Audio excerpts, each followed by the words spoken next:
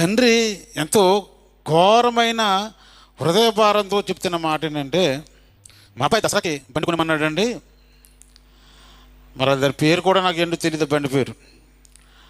నేను వద్దురా, అది ప్రమాదం, ఆ బండి నీకు ఏ సమయంలో బండి కావాలో నేను కొనిస్తాను, వద్దురా అంటే తండ్రి మీద చాలా దారుణంగా రివర్స్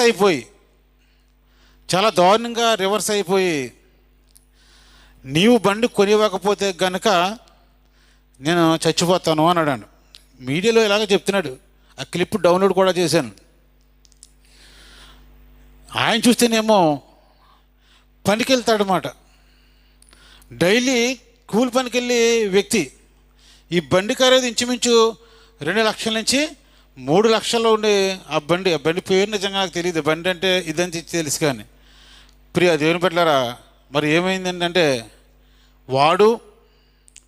వాడు ఫ్రెండు బండి మీద స్పీడ్గా వెళ్ళిపోతుంటే ఒక లారీని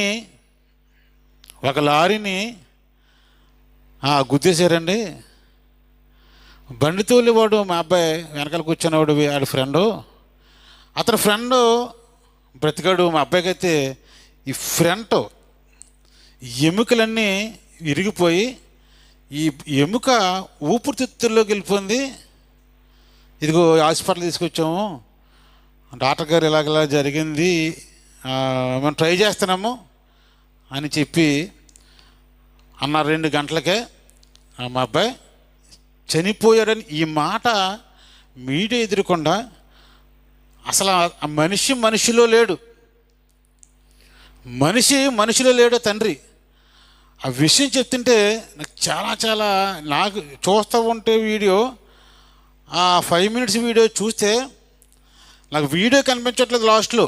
అంటే అర్థమేంటి, కళ్ళంతా నీరుతో నిండిపోయాయండి. ఆ తండ్రి పడుతున్న బాధ. ప్రియ దేవుని బిడ్డలారా, కానీ తండ్రి ముందే చెప్పాడు, ఏమని? వద్దు నాయనా, ప్రమాదం రా, వద్దు నీకు. అంతకే అది ఇంటర్మీడియట్ ఏదో చదువుతున్నాడు అంట.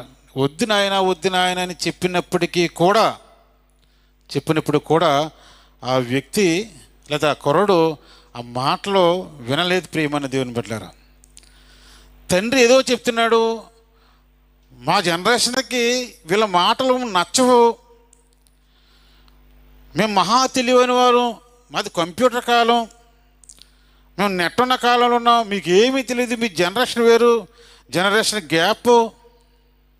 ఇటువంటి తెలివైన మాటలు అనుకుంటున్నారు వీళ్ళు, పిల్లలందరూ కూడాను. ఇటువంటి తెలివి తక్కువ మాటలు ఈ ఫ్రెండ్స్ అందరూ కూడా చర్చించుకుని, అర్థందా, ఈ ఫ్రెండ్స్ అందరూ కూడా చర్చించుకుని, మీ బాబు అది కొనివ్వలేదా, అలా అంటారా, పట్టించుకోవసరం లేదు, వాళ్ళకి ఏం తెలీదు, ఇటువంటి మాటలన్నీ బాగా ఎక్కి ఇంటికి వచ్చి తల్లిదండ్రుల మీద చాలా దురుసుగా మొన్న న్యూస్ చూసాం. టీచర్ అంట తల్లి సినిమాలో యాక్ట్ చేయాలనుకున్నాడంట. హైదరాబాద్లో ఉన్నాడు కుర్రాడు. డబ్బులు కావాలంటున్నాడంట. పంపిస్తున్నారంట.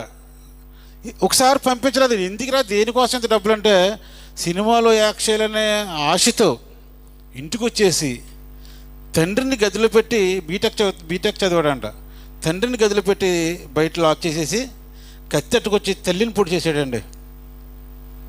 తల్లి మళ్ళీ ఎవరు? Government teacher.